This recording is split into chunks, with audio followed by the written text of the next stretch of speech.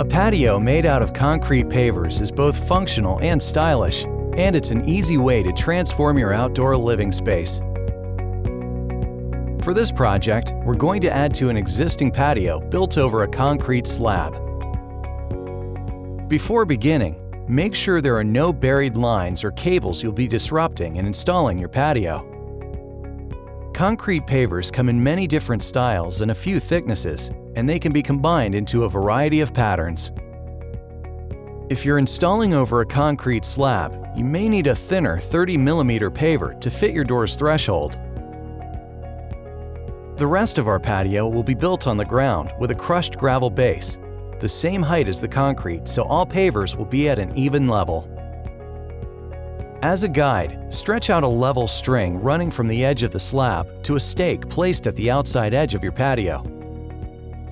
You may want to do this in a few places to ensure a consistent outcome. If your patio will be exposed to the rain, lower the string by an inch or so every 4 feet to create a slope. After marking off the dimensions of your new patio, remove all of the sod and dirt with a shovel down to a level of about 7 inches below the surface. You'll need to clear out any rocks or debris and compress the soil to create a stable surface for your patio. For large areas like this, renting a plate compactor from the Home Depot will be a huge time saver. At this point, you can lay down a weed barrier, but it's not required if you have a properly packed gravel base. Fill the excavated area with a layer of crushed gravel. Then spread it around evenly with a metal rake and wet it down thoroughly with a hose over the entire surface. Now, go over it with a plate compactor. For small areas, you can use a hand tamper. Continue the process throughout the whole patio area, adding to the gravel layer, wetting it, and compressing it until you have a solid base built approximately 2 inches below your string guidelines.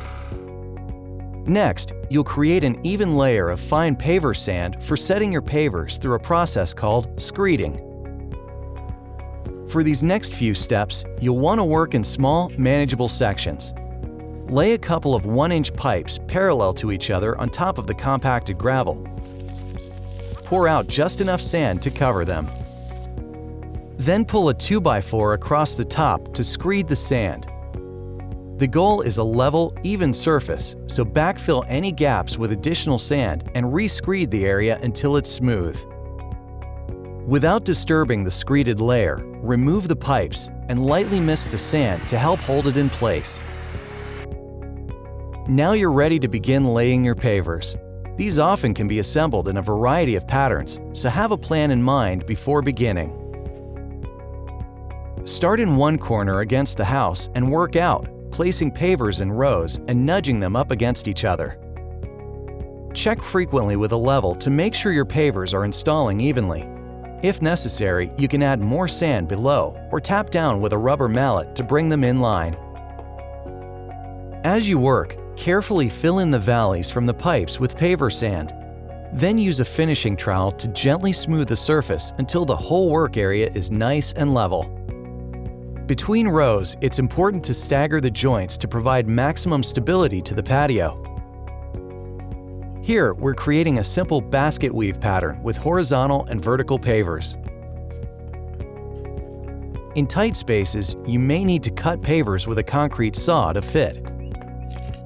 To hold the outside pavers in place, either install paver edging or create a trench along the perimeter with a brick trowel and fill it with cement. This can be covered later with mulch or soil. For the last step, the surface must be completely dry with no rain forecast for the next 24 hours. Start by sweeping generous amounts of polymeric sand down into the joints between pavers. Then carefully blow off any excess sand with a leaf blower.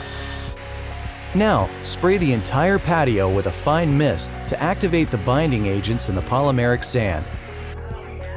Allow 24 hours for the sand to fully cure and harden before using your new patio. Then, invite the neighbors over for a good old-fashioned barbecue.